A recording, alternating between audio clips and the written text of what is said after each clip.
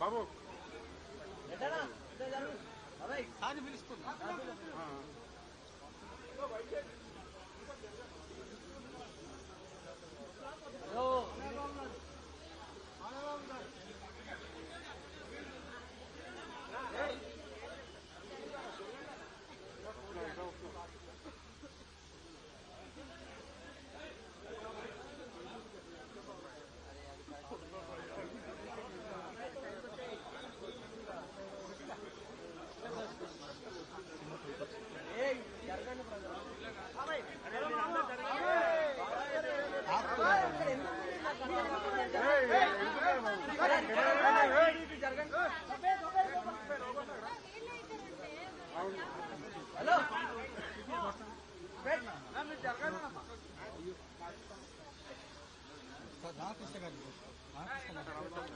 సుహాసిని గారిని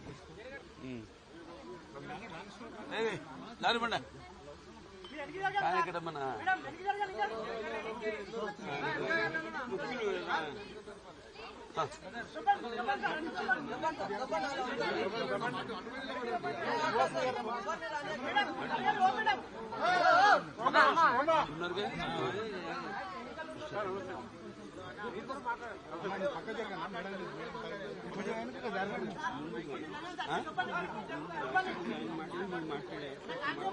ఏంటి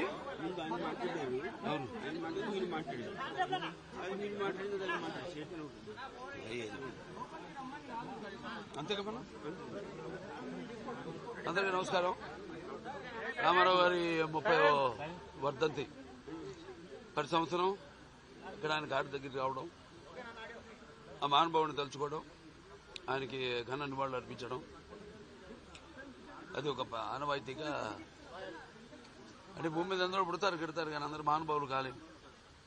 ఒక మనిషి మహోన్నత విద్యాపథంలోకి నడవాలంటే, అత్యున్నత శిఖరాలకి ఎదగాలంటే సత్సంకల్పం కావాలి, అకుంఠిత దీక్ష పునాలి. అంటే ఎన్నో సందర్భాల్లో చెప్పడం జరిగింది. తెలుగు అన్న 3 అక్షరాలు వింటే నా ఒళ్ళు పులకరిస్తుంది, అలాగే ఎన్టీఆర్ అన్న 3 అక్షరాలు వింటే నా రక్తం ఉప్పొంగుతుంది. ఎవరికైనా సరే, ఎందుకంటే ఆయన చరిత్ర అటువంటిది. ఎన్టీఆర్ అంటే కేవలం నందమూరి తారక రామారావు గారు మాత్రమే కాదు. ఏంటంటే నటనాలయం, ఆయన ఇల్లే ఒక నటనాలయం. అందులో ఆయన ఒక నటరాజు, నరసింహుడు. టీ అంటే తార మండలంలోని తారక ధ్రువతారకుడు. ఆరంటే రాజర్షి, రారాజు, రాజకీయ దురంధర యుగంధరుడు, రమణీయ రమ్య కమనీయ సౌమ్య గుణధాముడు. అందుకే ఆయన అందరి గుండెల్లో నిండుగా మెండుగా ఉండి, నేను ఎప్పుడు మీకు అండగా ఉంటానని చెప్పి సినిమాల నుంచి అటు రాజకీయాల్లోకి వచ్చి ఒక సంచలనం సృష్టించి తెలుగుదేశం పార్టీని స్థాపించి, ఇవాళే కాదు ఆ సూర్యచంద్రులు ఉన్నంత వరకు, మన తెలుగు జాతి ఉన్నంత వరకు ఆయన అందరికీ ఆరాధ్యుడు అయ్యాడు. ఆయన మరి ఆయన ఈ యొక్క ప్రస్థానం చూసుకుంటే అందరికీ ఎంతో, అంటే ముఖ్యంగా పార్టీకే కాదు, అటు ప్రతి ఒక్కరికి, అంటే కుల మతాల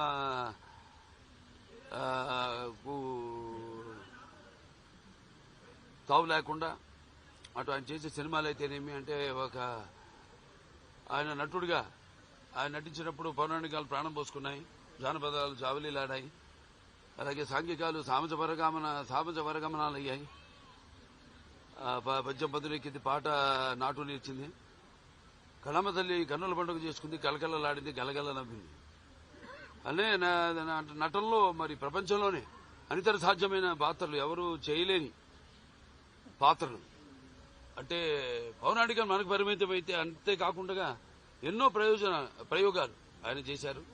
అలాగే నటనలో ఆయన ఒక నటధీశాలి, అలాగే నటనలో ప్రయోగాలు చేసిన ఒక నటనాచార్యుడు.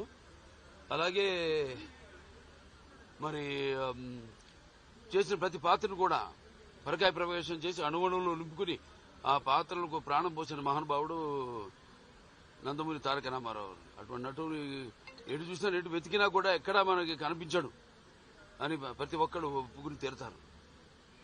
అలాగే రాజకీయంగా చూస్తే ఇప్పుడు ఆనాడు తెలుగుదేశం పార్టీని స్థాపించడం, అలాగే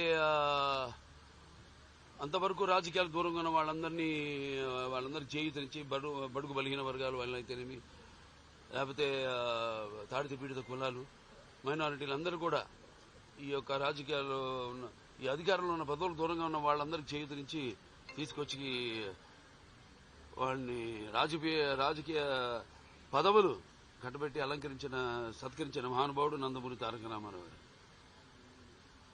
అప్పుడు ఆయన ప్రతి తెలుగు బిడ్డ,